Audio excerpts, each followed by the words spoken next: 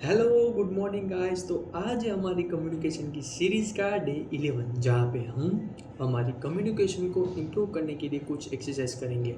हालांकि हम इस सीरीज़ में सिर्फ दो चीज़ों पे ही ज़्यादा फोकस कर रहे हैं। जो पहली चीज़ है वो है डीप वॉइस, और जो दूसरी चीज़ है वो वे ऑफ कम्युनिकेशन, यानी कि वे ऑफ कन्वर्जन नहीं, वे ऑफ कन्वर्जन नहीं, वे ऑफ आर्टिकुलेशन, कि जिसमें हम सिर्फ और सिर्फ इन दो चीज़ों के लिए जितनी भी एक्सरसाइज ज़रूरी है उसी पे ही फोकस करेंगे। तो चलिए शुरू करते हैं। और हाँ, हम इस वीडियो में जितनी भी एक्सरसाइज करेंगे उन सभी के 5 रेप्स करने हैं। अगर आप भी अपनी कम्युनिकेशन में इम्प्रूवमेंट लाना चाहते हो तो आज से ही, इस वीडियो से ही मेरे साथ शुरुआत कर दीजिए, और आप भी कुछ टाइम बाद अपने आवाज़ में काफ़ी ज़्यादा फ़र्क दिखेंगे। चलिए शुरू करते हैं। जो पहली एक्सरसाइज है वो है साइलेंट टेक्निक।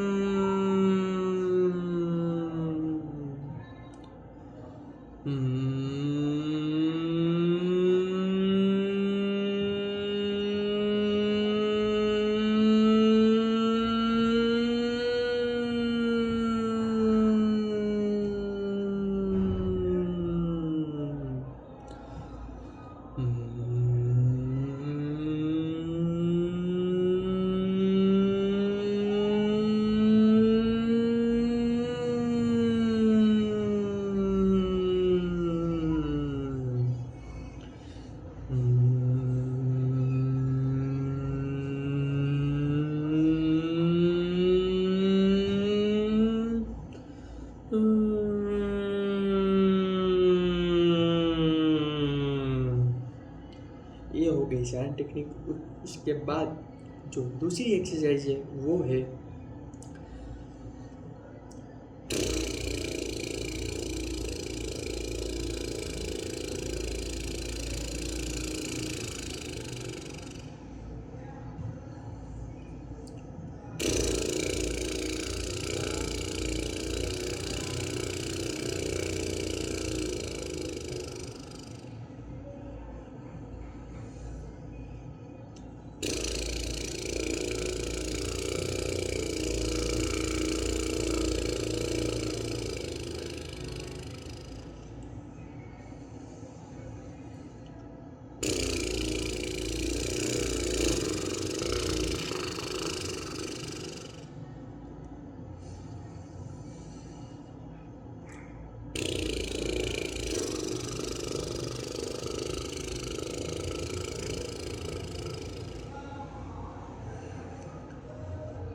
ये हो गई हमारी डीप वॉइस के लिए जो दो एक्सरसाइज है वो।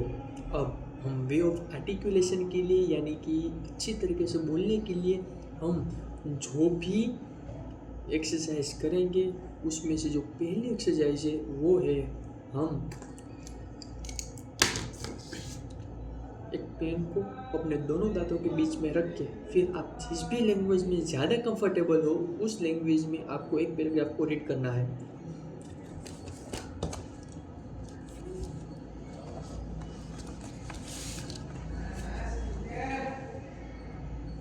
पिछले अभ्यास को एक बार फिर दोहराते हैं। अभ्यास के महत्व को नज़रअंदाज न करें। आपका अंदाज और भाव स्वाभाविक होना चाहिए, चाहे अंदाज खुद को गलती ही क्यों ना लगे। अंदाज कितना भी अप्राकृतिक क्यों ना हो, अभ्यास के जरिए सुधारा जा सकता है। अंदाज विकसित किए बिना आकलन नहीं किया जा सकता।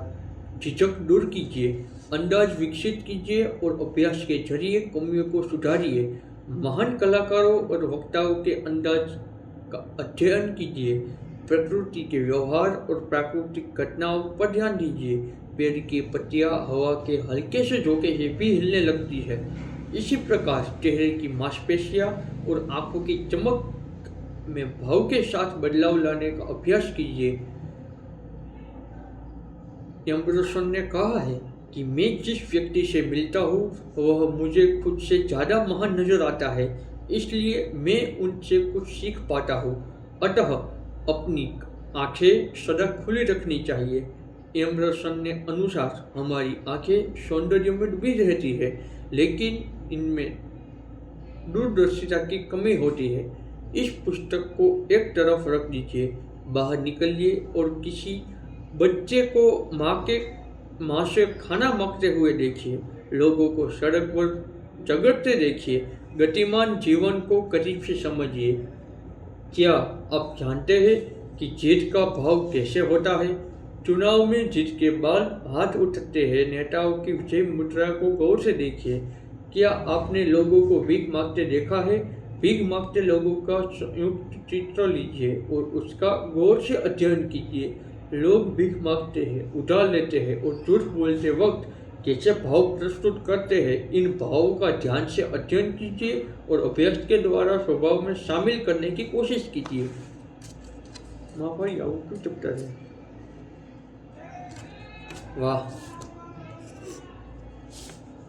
ऐसे ही अब जो हम दूसरी एक्सरसाइज करेंगे उसमें आपको अपने माउथ के मसल को थोड़ा स्ट्रेच करके फिर बोलना है, जैसे कि मैं आपको अभी वीडियो में करके दिखा रहा हूँ। उस हिसाब से हम एक और पैराग्राफ को रीड करेंगे।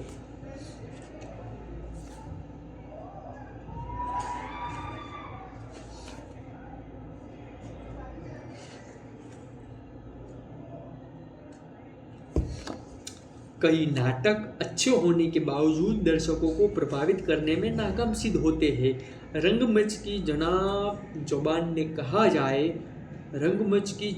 कहा जाए तो ऐसे नाटक एक निश्चित प्रभाव से ऊपर उठने के नाकाम रहे। दरअसल ऐसे नाटकों में रोचकता, मनोरंजन और प्रचंडता की कमी महसूस होती है।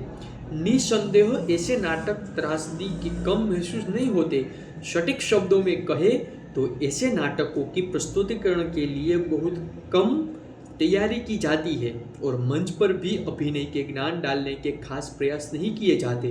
इन नाटकों का प्रस्तुतिकरण बेहतर कर दिया जाए तब भी दर्शकों पर खास प्रभाव नहीं पड़ता, अतः इन नाटकों को जल्द भुला दिया जाता है। बल क्या है? संपूर्णतः स्पष्ट प्रतीत होने वाले शब्दों के बारीकी से छानबीन की जाए तो कई गुप्त अर्थ निकाले जा सकते हैं। बल को कई श्रेणी में सम्मिलित किया जा सकता है। शुरुआत करने से पहले आंतरिक और बाहरी शक्ति के बीच के अंतर को बारीकी से समझने की कोशिश करते हैं। इनमें से एक शक्ति कारण है तो दूसरी नतीजा। एक शक्ति वास्तविक है और दूसरी ईश्वरीय। इसी प्रकार निर्जीव और सजीव बल अलग अलग होते हैं। व्यक्ति में आंतरिक शक्ति को जुटाकर उसे प्रभावशाली ढंग से प्रस्तुत करने की असीम प्रतिभा होती है।